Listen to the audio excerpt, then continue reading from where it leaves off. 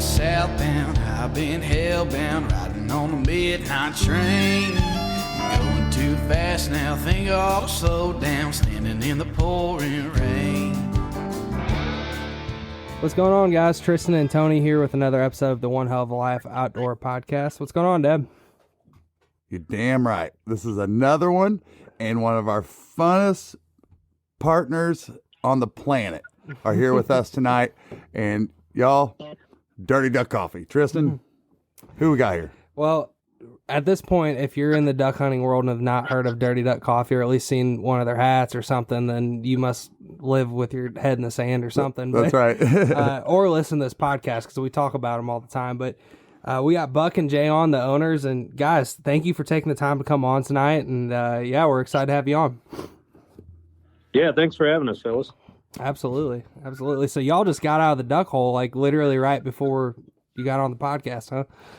Yes, sir. It's not pretty up here, but, you know, it's better than sitting inside staring at a TV screen. So That's right. I hear that. We actually had to run out and take down a couple tree stands from a private property hunt because the landowner was like, yeah, I'm ready for them to come down. So but that was a curveball that got thrown into our day. Yeah, so yeah. I get it, but it's nice to be out in the woods, I guess was my point. Right. Exactly. Yeah, man. No, we appreciate y'all being on the show today. But, you know, just if somebody hadn't listened to us before, but, you know, Buck, Jay, I guess, you know, go ahead and start, Buck, if you don't mind. But if you guys wouldn't just give a little bit people a little bit of background and, you know, and just on yourselves personally and professionally, you know, and then we'll just kind of dive into the history of Dirty Duck, because I think it's important. I love how the name erected, and I love for our listeners to hear it, and I think it's just so solid and original, and yeah, just let everybody know a little bit about you guys. yeah, Jay and I were high school buddies, and I kind of grew up more of like an upland hunter. And about the time we were, you know, seniors in high school, Jay asked me if I wanted to go duck hunting, and I said sure. So he had a family farm, you know, kind of a duck hunting hole with cabins and all that good stuff, and he took me the first time, and I was just hooked on it. I liked the, you know, everything about it, you know, the from putting on the waders and the old time stuff that I imagine like my grandpa would have worn, hats and coats, and, you know, going out trompsing in the mud and trying to figure out what the heck we were doing. So it just really appealed to me, and I got hooked, and kind of spun from there as a friendship where we hunted for years and years and years, and kind of a neat deal. So I ended up, you know, going to college. We kind of went our separate ways, but we always made it a point to duck hunt every year. And during the pandemic, had too much time on our hands, so I had this crazy idea. I already had a lodge called the Dirty Duck, which was just for fun. Made a couple hats, and then all of a sudden it turned into sort of the apparel was being sold. And I said, Jay, we need to do coffee. I think we need something else to go with the line. And he was like, yeah, that's awesome. And that's where I was kind of like, hey, I want you to come on board and let's make this a business and try to see if we can't get it out there. So it's been a lot of fun. Heck yeah, man. Heck yeah. Hey, what about you, Jay? You know, kind of what got you? I mean, obviously, if you were kind of like your family had that going, I mean, that's just been part of your roots, I guess, huh? Yeah, absolutely.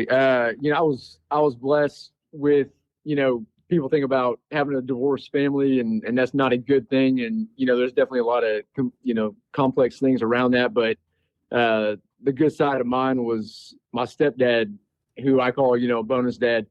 He, you know, still call him dad to this day. He was a big outdoors guy, and that was what he did. Like, my biological dad was a sports guy. He was the outdoors hunting and fishing world. And so he took me duck hunting for the first time when I was 4 or 5 years old. And my older brothers, they were big duck hunters. And so I got hooked from a young age, and I didn't want to do anything else. So if I was doing something outside, it was always hunting or fishing, and duck hunting was the one, like, real true passion that I developed from a really young age. And so that just became a part of my my fall, and then also the off season, just doing all the work around the blinds and prepping and doing all the stuff around the land. So yeah, it just became part of my life. And looking back now, it was a lot of hard work and days that I didn't want to be out there, but looking back, I loved it. Every single minute of it was something that I don't regret, and I'm glad that I was fortunate to have in my life. That's awesome. That is awesome. That is awesome. Before we kind of dive into some of these other topics, Buck, you guys just said that you guys got back from hunting, and I know we were talking a little bit off air, and I think no better time now is just to kind of talk about that. And what have you guys been seeing up there, and what's been going on? Because I've heard a lot of the same reports from a lot of people in that area. I mean, it's just weather, dry, Yep. too dry and too hot. We haven't had a push of birds. I think most of the birds are still up north somewhere. Even if you look at the temperatures in North Dakota, they're still way above average for this time of year. I mean, I've never seen a season where, I'm almost getting ready to close up shop. Our season ends day after Christmas, and I'm hunting in a short sleeve t-shirt pretty much. Wow. So it's just, I mean, the birds are stale. Whatever is here, it flies out after dark, lands in in your hole where you just walked out of. So yeah, it's the worst season I've experienced. But I'm like, if the weather's going to be nice and the hunting's going to be bad, I'm gonna enjoy it. So right. I really try to keep a positive attitude. It's not. I don't come up here just to shoot ducks. I come up here to enjoy the town, the people, the experience, the camaraderie. So for me, if the duck hunting's good, that's a bonus. Yeah. No, I think you hit a great point there. And, we talk a lot about that. And a lot of that has to do with the phase that you're in as a hunter, I think, for people to connect to that, because I know if I was 12 and I was hunting a deer, I didn't care about conservation. I didn't care about having fun. I cared about killing a deer. You know what I mean? I mean, just like you guys were saying, that is the addictive side to me. I mean, yeah, ducks are fun, but when you get to go out, duck hunting is so unique that you can do that, sit in a blind with your friends and have a good time, drink some coffee, and some dirty duck coffee. And, but just, it's a communal sport, and we always say, so many times that like when you go out of state to go somewhere, man, go get the whole experience. Mm-hmm. If you're going to Arkansas, go to Max, make that part of your trip, or stop by the Pyramid Bass Pro as you cross the river there in Memphis, or whatever it is. But, making an experience. We just had an outfitter friend of ours that was telling me about a client, and I won't say what he called him, but it just reminded me of having all the wrong reasons. You know what I mean? Like, he was just so focused only on killing ducks that he pretty much ruined the whole trip for his whole group. The rest of the group were coming up to the guide going, dude, he's an asshole. You know what I mean? He's an asshole. I'm sorry that he's being this way and everything else. He goes, we're just here for the fun, but for some reason he thinks he's not going to have fun unless he shoots ducks, and they shot some, but it's just, we're not God, God. I mean, if God doesn't bring him to us, then we can't kill him, and I just think a lot of people have that false perception that, oh, hey, if I go to Arkansas or Southeast Missouri or Eastern Missouri somewhere, that I'm on private land, I'm just going to shoot them up. No. Yeah. Anytime I travel and do a new experience, I'm there for the experience. If I catch fish, if I shoot ducks, that's a bonus for me. I like to travel to different parts of the country or world and, see how other people do things. So, right. If it turns out to be a awesome trip, then I feel blessed and that's lucky, but I'm really going to, see the sights. Right. Yeah, no, and do something new.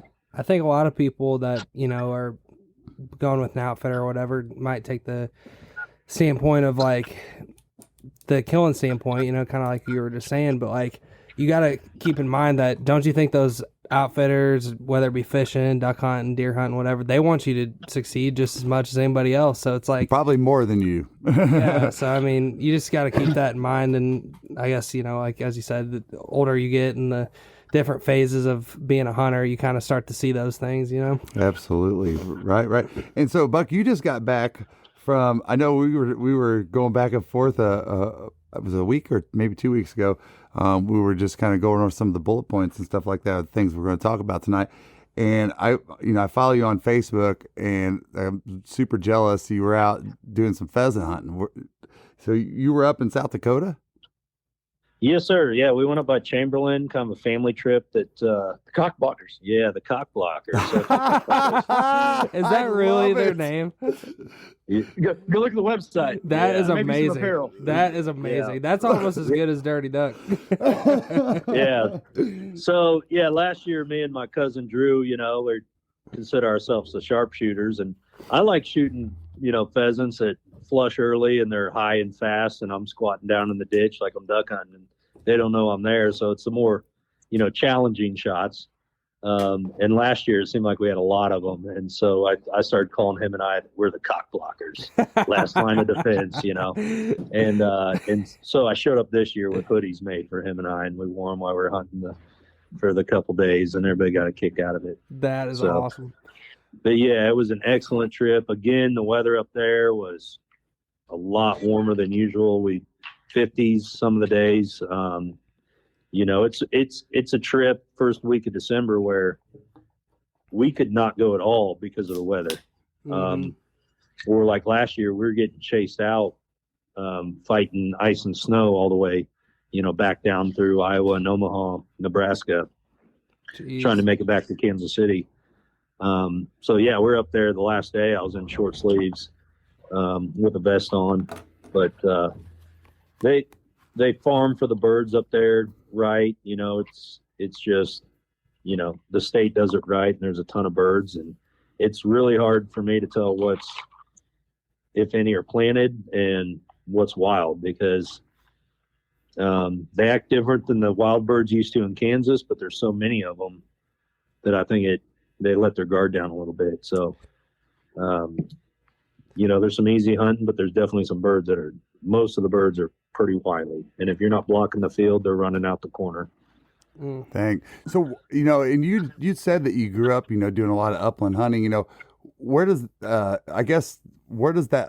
I'm not familiar with a lot of upland hunting. I haven't done much of it. Where does that love come from? I mean, what do you love about that sport? That's what, so like my dad and grandpa and uncles and cousins, we used to take a big trip opening weekend out to north central Kansas. And back then there's a lot of birds. They had a huge Pheasants Forever banquet. If you didn't book your room a year in advance in this small town, there's only about 3 motels. You were having to drive like 30 miles. Williamson Outfitters, located along the beautiful coast of Florida, is a premier guide service with lodging that provides incredible coastal duck hunting, gator hunting, fishing, gigging, scalloping, and custom boat tours along Florida's forgotten coast. They are family owned and operated with over 200 years of combined experience hunting and fishing along this incredible stretch of Florida. Captain Chris runs a first-class operation. On a coastal duck hunt, you have an incredible chance at many rare species of diver ducks and several puddle duck species. Have you ever heard of Chase Landry from Swamp People? How'd you like to have him as your guide duck hunting this year? Also featured this month, celebrity chef Amadeus will be there for a meet and greet, and DUTV will be filming an episode, so stay tuned for that. To book an experience you can savor for a lifetime, you can call or text Captain Chris at 850-251-8650, or you can go to floridaducks.com and check available dates for all their services. Don't wait, they book up fast. So the next one, hopefully you could get a room. So it was a deal where these were the crappiest hotels we ever stayed in, looking back on it. But at the time we were thrilled.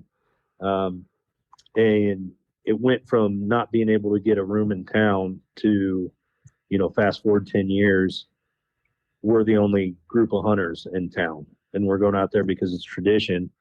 The farming practices, tearing out all the hedgerows and thickets. There's just, and then also there's a shift towards, it used to be a lot of milo and corn. The milo kind of went away when ethanol became popular, and everybody started growing corn, which doesn't have as much cover, in my opinion, for the young birds and seedlings. So it really got to where you go out there and there's just no birds left. So I got you. It's a bummer. Yeah, that is a bummer. What do you think? You know, I'm just interested in knowing a little bit more about the sport of, you know, just specifically pheasant. I know quite a bit about quail, at least like what's led to decimation of habitat here in Georgia has been fire ants. It's been a huge problem here in Georgia, which used to be, what I understand, is one of the best states that you could hunt quail in, you know, for years. What do you see, Buck? You know, like what's with the problem with what's led to loss of habitat? I mean, you just mentioned one little thing there with just, you know, the ethanol and the more corn, less milo. What else is it? Is it lack of private land management, or what do you see? I mean, I think in general, the technology with farm techniques, I mean, all their equipment's got so efficient. And then a lot of this corn is like Roundup ready, from my understanding. So you're not getting the weeds growing in it that, you know, maybe these young chicks used to eat some of the seedlings off of. So I just think it's a combination of, you know, predators, lack of cover, mostly farm techniques, you know, that really, you know, we've gotten too good at farming, and the wildlife has kind of suffered in the process. I got you. Well, that's interesting. You bring that up because we have talked to a couple guys out of like the Dakotas, and one thing they were saying was like the predators is what he called them, just like your raccoons and those things that like go after, you know, eggs where these birds, you know, are laying their eggs and stuff. Have, you know, there's a lot more corn production and things like that up there, and they're around that, and then all of a sudden they're seeing these eggs in these, you know, wetlands or whatever. But I guess a lot more of those mesopredators or whatever. Yeah, well, they were just talking about, like, for example, there are tons of raccoons out on the open plains. Mm-hmm. I would have never thought that. I mean, it's just how they've changed, you know, in just that little small part of the world, you know. It's crazy that I guess they're just doing what they're trying to do to live, you know. Are y'all originally from Missouri, or where are y'all from?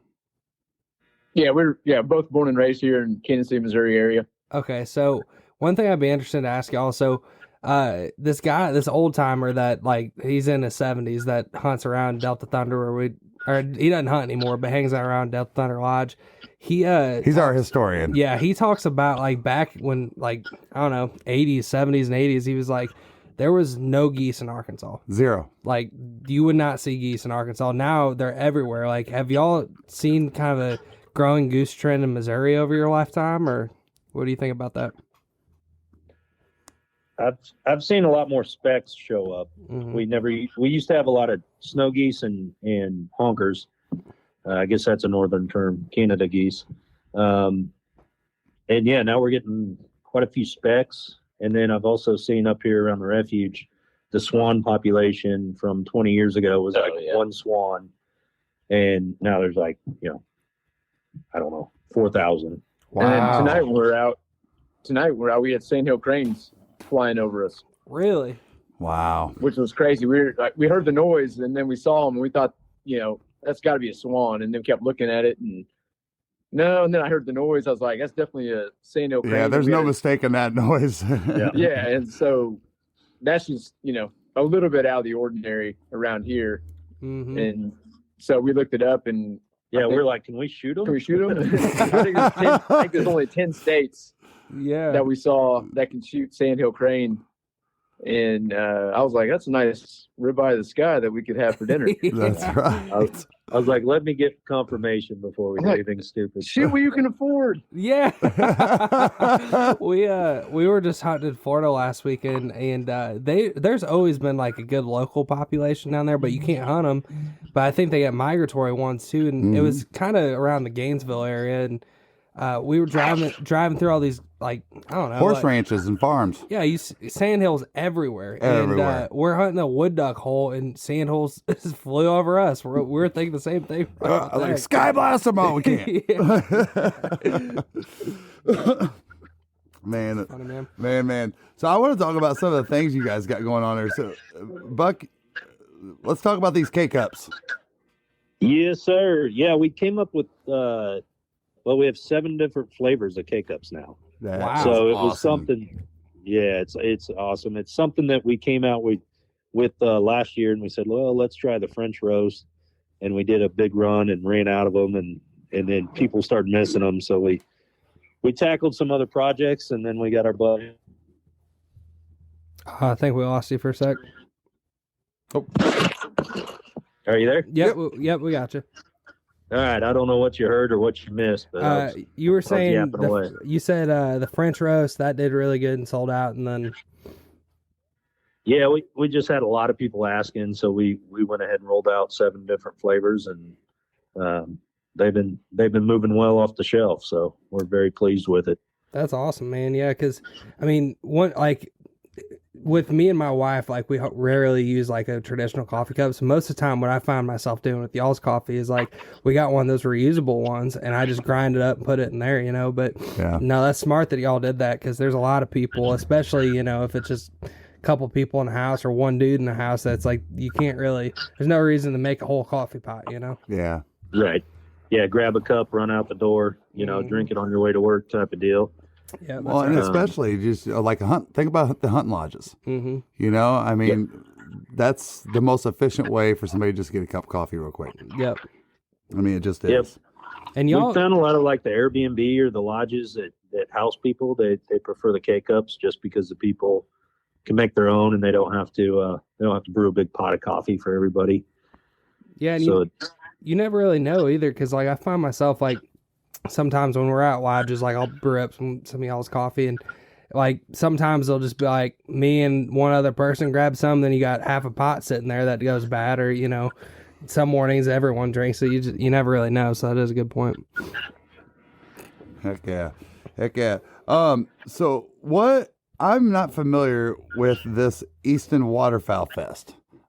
So educate me. I know that's one of the talking points we had on here tonight, Buck. Yeah, so we had never, just like anything else in the industry, show-wise, like we keep, come across different shows that are out there and festivals and all that good stuff. And so we had formed a relationship with Jeff Coates over at Pit Boss Waterfowl through another friend, JP, down in North Carolina. And, this is kind of how the industry works. And so he said, this Easton Waterfowl Fest is one of the oldest, longest standing traditional festivals that are out there, and it's all based around the goose calling contest that they have there. So it was one of the national championships that they had, and so we said, hey, we'd love to come out and be a part of it. And Molly's Sporting Goods is one of our retailers that's carrying our coffee now, and they said we'd be happy to have you out there and have a booth and have some Dirty Duck coffee going. So we went out there in November and had a great time, and then got to go shoot some sea ducks with Jeff Coates right after that. So yeah, it was a great time. It was huge crowds, great tradition, a lot of heritage, and all of that around the waterfowl industry comes from that area right there on the Eastern Shore. No, that's awesome, man. And it's people, I think a lot of times when they think duck hunting, think like Mississippi Flyway, you're like mallards and things like that, but that just goes to show, what like you mentioned, heritage and like this legacy of duck hunting that has nothing to do with puddle ducks, Yeah, and it was cool. I mean, it's totally different going out there in the ocean. Mm-hmm. I pulled up my first group that came through, and we hit a little bit of wake at the same time, and so I had to readjust real quick before I could, and I don't think I even fired a shot just because it jarred me a little bit. And you're not used to that when you're used to sitting in duck blinds and in the marsh, and you kind of got your footing underneath you. So you kind of had to figure it out, especially on a rougher day, and made it a little bit more challenging. But it was fun. It was all part of the adventure. Yeah, no, it definitely is a wild experience, especially like we haven't done like true sea duck hunting, but there's a really good coastal outfitter, Williamson Outfitters. He actually sponsors this podcast too, but he's down in the panhandle of Florida and shoots a lot of like redheads and bluebills and stuff. And that's how you feel going out there. You're like, I'm going into the ocean, like to hunt ducks. This is insane. But, it might just be a big bay, but it looks like the ocean, I mean, you can't see houses except from where you're coming from a lot of times. Yeah, that Chesapeake Bay area, I feel, is like the motherland of waterfowl hunting. Like so much tradition. I kind of feel like that's where it all started. Really? There and still to this day between decoy carving and a lot of the waterfowl paintings for like the duck stamp and all that kind of stuff. Like it's very rich in tradition and heritage. And the eastern shore of Maryland's just really neat. It's where the west shore, you have DC, Baltimore and stuff. It's very populated. Where the eastern shore is a lot more rural. A lot more hunting, countryside. So really neat area. It's in the teens that morning, and maybe you're chasing ducks or geese. But now it's September and it's 85 degrees and you're hunting early teal or geese. As a waterfowler, you need dependable weather protection that will not break the bank. Founded in 1996, Frog Togs is not only the leader in breathable wader technology, but a company you can depend on to keep you warm and dry, head to toe, no matter your hunting environment. Stay bone dry by using discount code ZD315 for 15% off not only your first purchase, like most discount codes, but how about every single purchase you make from now until December 31st, 2024? Yeah, that's really neat. And just, kind of hearing you say that, it's just like, sounds like a bucket list kind of opportunity. Because up there, shooting those sea ducks, but are you getting into any like brant up there? Is that close to that or no? We saw some cormorants. Yeah, But yeah. we didn't see any. We didn't see any brants. We saw loons. We saw loons. Loons and They're mostly cormorants are always a shooting, good shoot. I'm just kidding. That's a We took joke. 5 of them. That's a joke. No, we're shooting mostly Scoters. common Scoters, scoters, yeah. surf scoters. And what's kind of neat about them is they, regardless of weather, they get up and fly No every matter what. morning. Mhm. So it's one of those Is deals that the you're- black scotter? Yeah. Yeah, common's all black. Surf has the white with the orange bill, the good-looking one. Yep. But yeah, it's one of those deals where they're kind of diver ducks, but they fly up and down the coast, and when you got a string of decoys, they'll be flying along and they'll see them and they'll kind of curve in, and they're kind of unpredictable. So sometimes they kind of curve in just right, give you a good shot. Sometimes you think you're going to whack them and they turn the other way. And Kind of like Barry Sanders. Yeah. Did y'all, because I know a lot of times, like, I don't know, diver ducks that use the, bays and stuff like that, or, your true sea ducks or whatever, a lot of time it's like based more off tides than it is like morning and evening. Like, did y'all have to hunt like weird times of day or anything, or? it was just first thing in the morning. Okay. That's, yeah. You meet at the boat ramp at 5:30 or whatever, and Mhm. go out and hang out till you shoot your limit. So the first day it was really rough out there. One of the guys got seasick. Oh, man. It's crazy because you got the wind blowing one direction, the tide going the other direction, and these big swells start coming in. Mhm. And then all of a sudden you're trying to shoot and you're on a 5 foot, 6 foot swell, So yeah, Yeah. you pull the gun up, and next thing you know, the whole boat starts going sideways a little bit. But then the following day was calm as can be, and we were done in an hour. I got you. So Well, yeah. we started off kind of rocky, and then kind of put the hammer down on them the next day. So Well, one thing I've always found intriguing about hunting these diver ducks, and really, this is my theory on it. I don't know if it's true or not, because there's one of two theories when it comes to diver ducks and shooting them. Either A, they wear Kevlar jackets, or two, when they're on the water, you're only hitting half of your pellets at them. And I think both are true. we did a hunt with one of our partners, and it was that's what it was. But the other thing that I find unique is I just shot my first black scotter last year, and Tristan's like, "What is that?" And he goes, "Is that a candy corn coot?" I was like, "It looks just like a candy corn coot." If you were gonna come up with a name like that, that's a great name for it. Well, one thing I'll say to kind of wrap up y'all's story with Jeff Coates and Pit Boss and all that stuff is That is my new favorite of all y'all's coffee blends. That's my new favorite. Really? The Duck Boat Dark, Yep, I love it. It's awesome. available at Molly's. Yep, new favorite. But so let's all right, let's see here. So I guess the next thing we got to get into talking about y'all's adventures this year is the straight lake hunt, which might be you might want to keep it under wraps. I don't know. Yeah. Well, you got to pay to play there. So. Mm-hmm. Yeah, what's that experience like? I mean, it was everything that you would have hoped for a true Arkansas experience. It exceeded every expectation. Wow. Pretty much ruined me. Yeah. Right. You're like, this is where the bar's at now. Yeah, but I think the thing that people don't take into consideration or don't understand or maybe appreciate is that what Max is doing down there. It didn't happen overnight, and he really took a biological approach. He wanted to make sure that he was doing everything the right way when it came to conservation and preserving, duck areas and marshes and habitat and all that good stuff. It wasn't about just like privatizing duck hunting to make a lot of money. I mean, he took a huge risk buying the property and developing it the right way, and it's turned into something really special. But it's not all about the kill. Yeah. It really is about preserving our our legacy of duck hunting and what it really is about. And so it was just kind of fun to be a part of that experience, and then just getting to do it in a new environment. Like the flooded timber was something that I'd never done before, and so it was just kind of fun to just see it live and in person. You see it on videos and all social media and every place.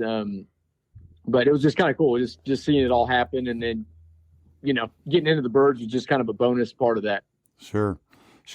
Well, and we're kind of scratching the surface on it a little bit, talking about conservation, but I don't know how. I guess just uneducated as I was, but we talked a couple podcasts back about the farm bill that has went through Congress.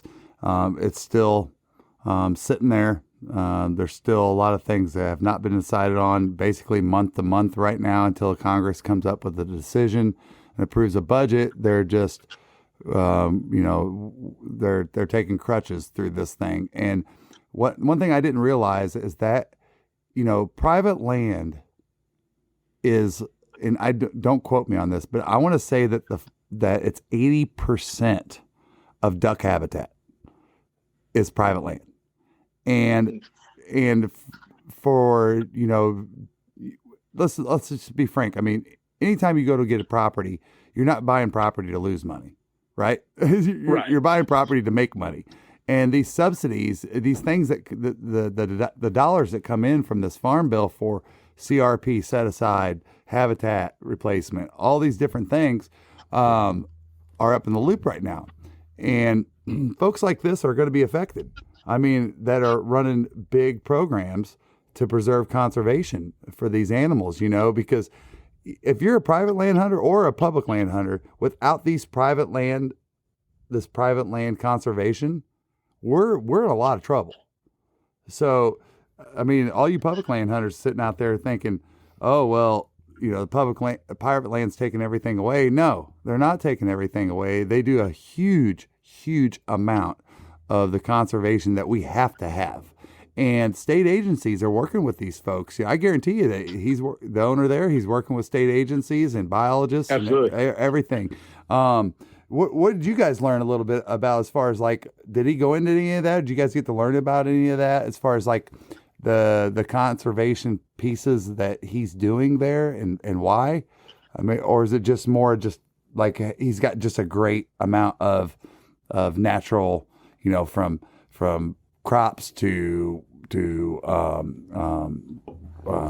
we call them, I'm missing the term right now. It's not CRP, but it's natural habitat. WRP.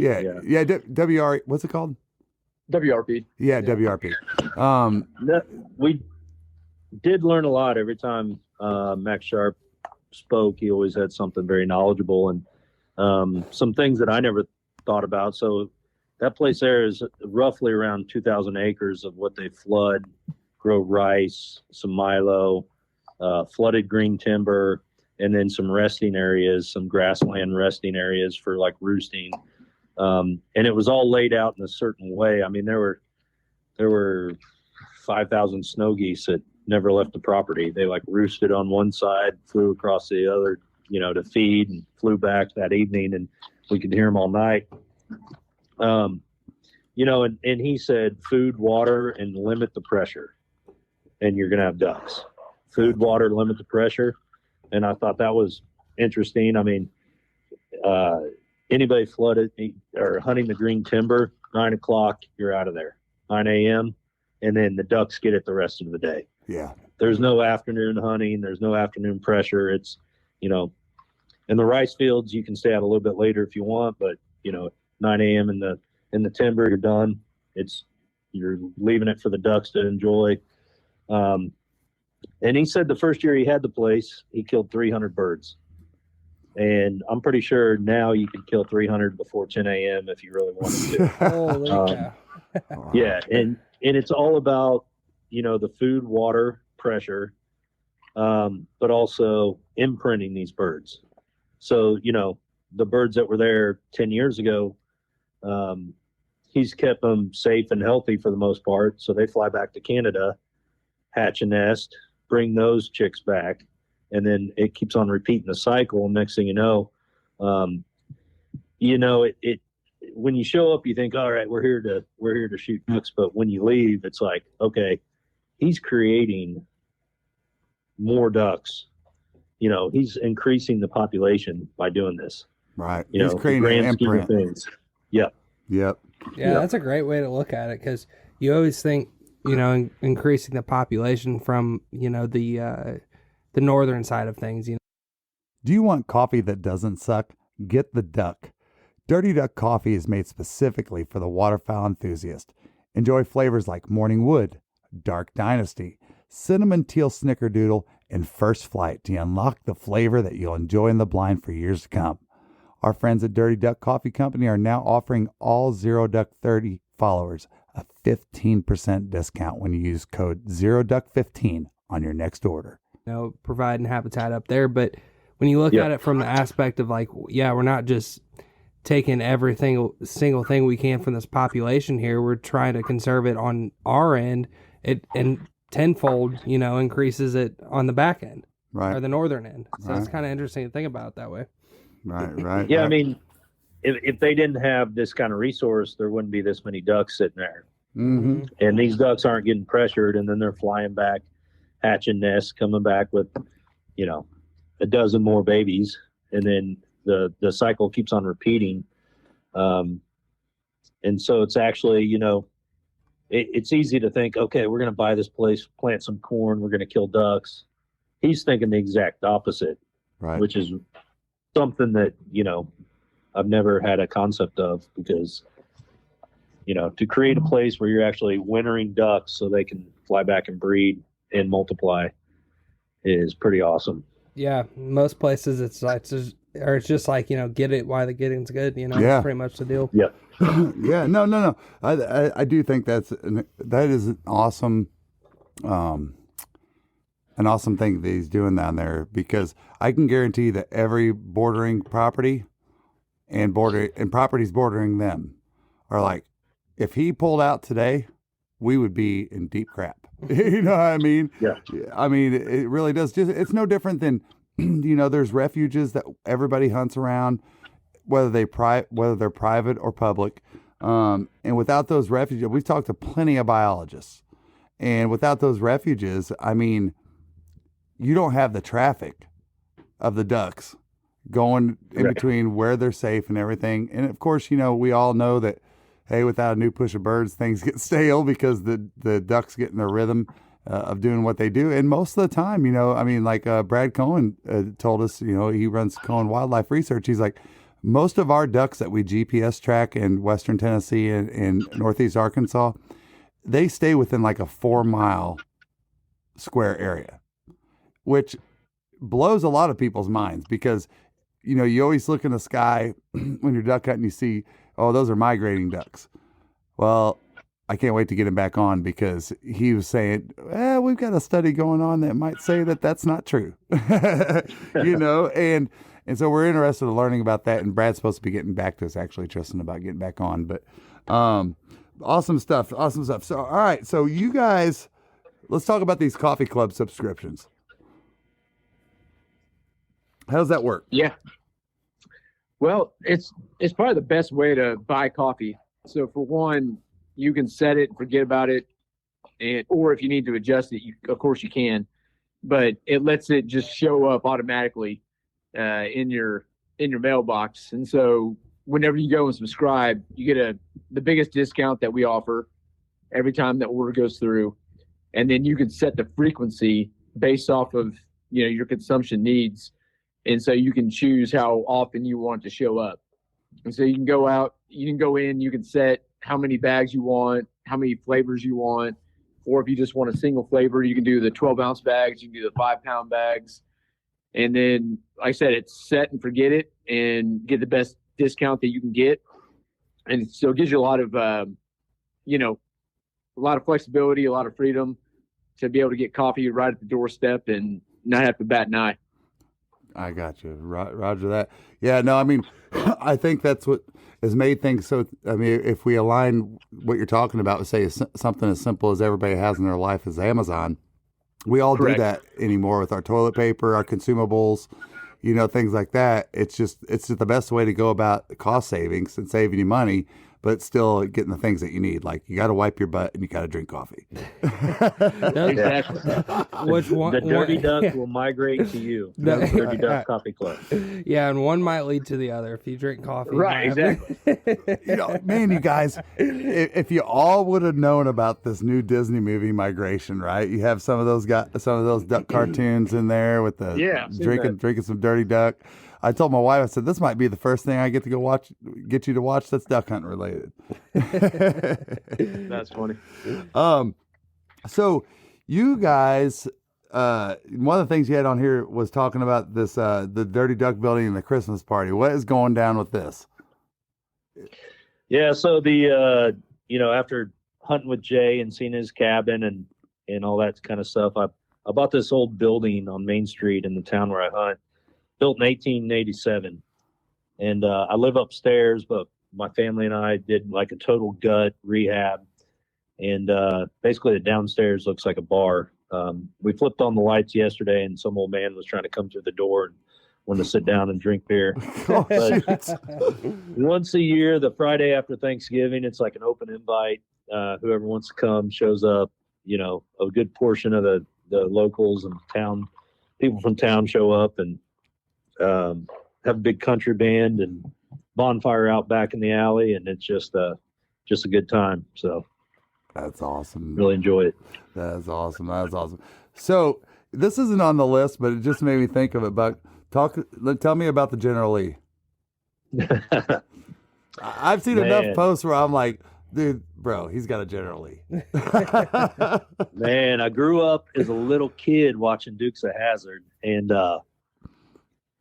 what's crazy was I was young enough that I remembered it, but you don't really remember all the episodes and stuff. And about the you time just remember that Daisy was hot. Oh yeah. About the time I was turning 16, they started playing reruns for 2 hours a day on TNN. So there I am about to start driving, getting my own truck, and my dad found a Dixie horn from J.C. Whitley, and we put it on. And so I had a little S10. I'd pull up the bonfires and peel out and honk the Dixie horn. And so I've always been kind of a nut about it, I guess. And then finally, a couple of years ago, I almost bought one in high school. It was a plum purple 69 Charger that was rusted to hell. And I took it to a mechanic, and he was like, "No, this thing's about to fall apart." So, right. So I didn't buy it, and then for all these years, I kind of wanted one, and eventually I was like, you know what? I'm gonna do it. Let's roll. So I found the guy that actually built them for the movie in 2005. restores them, and that's where I got this thing from. So Wow. I drive it like 3 or 4 days a week when the weather's nice. That's awesome. I got to tell you, the Yeah. first muscle car that I ever experienced was a what was it? It was a 70-something Charger. My stepbrother had it, and it had the I think it had the 318. Yep. Yep, it's got the 318 on it. And Yeah, or 383. 383. It was a 383. Yep, it was a 383. And I just remember him, he was a little bit older than me, and he's like, "Hey, Tony, you want to take the Charger to church this morning?" And I'm like, "Do I get to drive?" He goes, "Oh, no. You don't get to drive." He goes, "But I want to show you something." He popped the hood, and he blew flames out the top with this thing. And I was just like, "Dad, I want to have one of these cars." He's like, "Well, you're not going to be able to afford that for a while." But I just remember it as being one of the cool muscle cars that I ever experienced, being around as a younger person and stuff. But that's so cool, because the first time I saw you post that, you can't look at that and not say, all right, where was he at that they had that original General Lee at? I mean, that thing looks sharp. Good night. Yeah, it's a fresh restore, so it's still in great shape. But from like a car collector's perspective, it's not like worth a ton of money or anything like that. It's not like an original Hemi matching numbers type of deal. It's just a replica restore, but it is a 69 Charger, and I have a ball with it. That's awesome. That's awesome. So you don't just do this. So what is MEC skeet throwers? Yeah, so I sell commercial sporting clay throwers, so like trap skeet, sporting clays, design commercial courses, as well as like private 5 stands on ranches. Huh. And then I help run about 20 or 25 fundraisers every year, where I actually bring in like all the equipment to somebody's ranch, and we raise money for a volunteer fire department or Special Olympics, or what has you. I got you. That is a lot of events. That is a lot. Yeah. That is a lot of charitable events. I'm just sitting here thinking about 25 of them. Wow. And so, I mean, I've never professionally shot trap skeet, anything like that. But is MEC, is it like one of the brands, I guess, that's like, I'm just not familiar with like who they are in the marketplace, I guess. Yeah, so MEC, some people call MEC. It stands for Mayville Engineering Company, and they actually started in like 1947 or 52, somewhere in that time frame, making shotgun shell reloaders. So you're probably familiar with the reloaders that you see on somebody's bench. They're probably a MEC. Been doing it for years and years and years, and then all of a sudden they spun into making parts for airplanes, which nowadays they do about $1 billion a year in business, making everything from like fenders for Harley to Oshkosh trucks, making Humvee, parts for the U.S. military. So they're a huge fabrication facility, and because they started with the reloaders and the shooting sports, they wanted to do the clay target machines here about 8 or 9 years ago, and I was kind of brought in on the bottom floor to help develop a product and then market it. So it's been kind of a fun ride. Very cool. Very cool. Now, do you guys, I know you guys like to make a lot of shows and stuff. Now, what's kind of on your target list for 2024? And in that same question, I want you guys to kind of talk to everybody about what your experience was year over year about the Delta Waterfowl Expo. In the outdoors, every detail counts. See sharper, aim clearer. From the river's edge to the heart of the flooded timber, Hook and Bullet has your vision covered. Hook and Bullet's purpose-built optics are flawlessly crafted to give you an edge regardless of your outdoor pursuit. Use code ZeroDuck30 for 15% off a pair of Hook and Bullet sunglasses today. Yeah, what are you looking forward to, Jay? I know it's not standing out in the heat at dive bomb.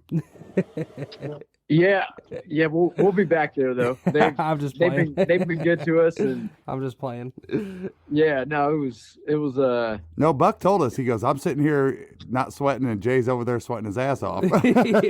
Yeah. and my wife came with me too, and so I may have cured her of ever wanting to go to a show again. She's like, I've never been to one of those. It'd be fun to go to. I was like, okay, Yeah. sure. Yeah, he brought his wife to the first one, booked an Airbnb in the ghetto. Yeah.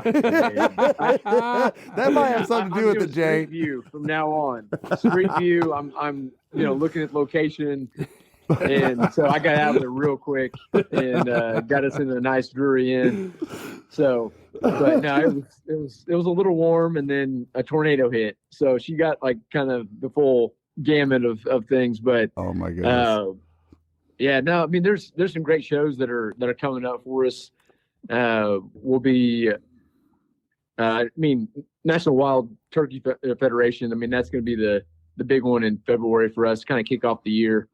So we're excited to get there and experience that. And I mean, that's turned into a conglomerate, and I think it's kind of one of the destination shows that a lot of people are going to. And so, going to that in Nashville, and then starting the tour from there. We're doing a pheasant one in South Dakota, first part of March, and then there's one here locally that we do in the end of March or middle part of March, and then after that we really don't have any throughout the most of spring, and then kind of get into the gamut of summer with Squad Fest and Delta and all those that come. Then Game Fair will kind of wrap up our season in August. I got you. Have you guys had much experience with the DU National Convention? I'm just curious. I've never been to one. We haven't, but we had some folks from DU tell us that we should probably go, and it's in San Diego, so probably wouldn't be too hard to twist my arm. San Diego, I heard it's German for something. Well, I'm German. I've never heard of it. I've heard other words like stops them from flopping. Yeah. It's Braun German.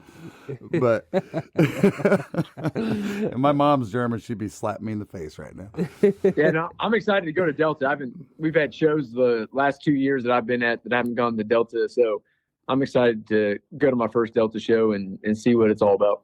We're really looking forward to it too, because this year was really the first show we'd been to, and of course met Buck and stuff. But and I know Jay, you were up north of there, but we had so much fun just connecting with people that like we've met through social media or people we work with, like you guys. And this year being in Baton Rouge, I was telling my wife, because she's like, "Oh, I want to go to New Orleans," and she loves New Orleans and all this, and I'm like, here's your chance to get me there. I'm like, we're going to the Delta Expo. Yep.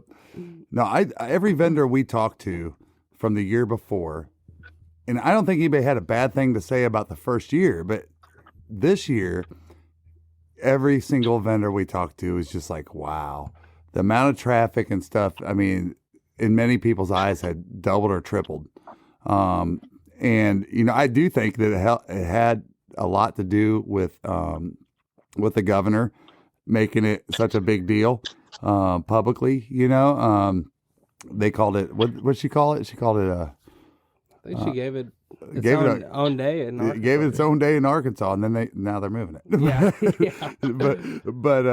But no, we're excited about going back there and stuff. And I mean, that's where you meet your customers and you get boots on the ground. And as you guys know, I mean, you guys are such a personable company and so easy to get along with and talk to. And I think that's just that's really kind of helps build your brand and your presence when people they see you, everywhere they go. They're like, hey, these guys are here, they're there. And next thing you know, the brand's sticking in your head every day like a great song and you're buying it. Mm-hmm. Yeah, I tell you what, if it wasn't for the shows, because this hadn't been a necessarily easy path for us, it's a slow grind that we're trying to build. And there's times where you're like, what are we doing? Right. And then all of a sudden you show up to a show like at Delta and you get to, interact with the people. They're, oh, love your brand and all that stuff. And it gives you that reinforcement. They're like, okay, we're doing something good. Let's keep on rocking, So Sure. That really gets me through, kind of, if it wasn't for that personal interaction, you don't really know, you can look at some numbers, some reports, but it doesn't really give you like a good gauge of, what you're doing right, maybe what we're doing wrong. So I really enjoy that because it's like, okay, people enjoy this. Let's keep on going. Let's get bigger and better, and keep on pushing forward. So we appreciate our customers very much. Heck yeah. Now, do you guys got any special promos going on right now? Or, I mean, I don't want to call you out if you don't, but I'm just saying, I know it's Christmas and all that stuff, and everybody's trying to run different stuff. Do you guys have any special promos you guys want to put out to anybody right now? Man, the coffee club's the best deal going. It's a gift that keeps on giving. All year round. Yep, all year round. Right so on. I'd highly recommend that. We're not really doing any Christmas specials. We don't get too crazy with Black Fridays and all that stuff. Yeah. Maybe in the future, but we're just trying to stay in our lane and do what we do. Right on, right on. Well, you know what everybody can do, Tristan? Yeah, so if you use code ZeroDuck15 and you can get 15% off your Dirty Duck order. Boom. There you go. There you go. There you go. And where can everybody find you guys? DirtyDuckCoffee.com. Also on the Instatube and the Facebooks, and then the Tic Tac. Tic Tac. We're on there too. So pretty much, if you just type in Dirty Duck Coffee on the Intertube, you'll find us. There's going to be a 50-year-old listening to this podcast or 60-year-old listening to this podcast just going to be confused as hell. Oh, yeah. For sure. Well, man, we'd love to keep talking with you guys, but we want to be respectful of your time, especially since we were late. And man, y'all, we appreciate so much what you do and so much what you guys do to help support us and the podcast and the things we do. And you guys are easy to brag about. I mean, it's fun. All right, I'll say it. It's our funnest brand. Yeah, it is. And to break, kind of, for non-hunters to like break a little bit of a boundary when you're talking about hunting. Like, how easy is it to like go to the family function and bring some funny coffee, and like morning wood or something, and be like, what's that? And then it's just an easy conversation to talk about hunting, to somebody that might not be into hunting, Absolutely. So absolutely. Yeah, we like to have fun without being too inappropriate. Like we're trying to be like tongue in cheek, funny, not something that's vulgar. So absolutely. Hopefully we don't come across that way, but we like to have a good time, to joke around. Mm-hmm. No, I mean, if you don't have, I'm into duck stuff hat, I don't know what you're doing. Yep. That's right. Well, guys, those things have sold off the shelf. We couldn't keep them in stock at one point. So y'all hit the nail on the head on those. It's just like, I mean, simple message. It is, and it's just like you never know what's gonna hit, and I know y'all know that better than anybody, being in what you do, but it's just hitting something on the nail on the head. Y'all did it with that one. Oh, I mean, we have some apparel, and as soon as I saw that hat from Tristan, I go, dude, why didn't I think of that? Mm-hmm. I mean, it's one of those things, where you're just like, oh man, everybody probably thought that. And then I was like, all right, I'm buying that. Hey, leave no doubt what you're all about. That's right. That's right. Well, y'all, man, thank you so much, and we definitely wish you guys. If you guys are you guys going hunting in the morning? No, it's too slow, man. Yeah, I think we wrapped her up. Yeah, I think we're about done up here. Well, have a nice cup of coffee with some Kahlua in it. Absolutely. All right, guys. Well, thank you so much for your time, and we'll look forward to talking to you. Hopefully at the Delta Expo. Yeah, absolutely. Y'all, Merry Christmas. All right, too. Merry Christmas, and have a safe hunting season. You too. Thanks, guys. Bye-bye. Bye. I've been southbound, I've been hellbound, riding on the midnight train. Going too fast now, think I ought to slow down, standing in the pouring rain.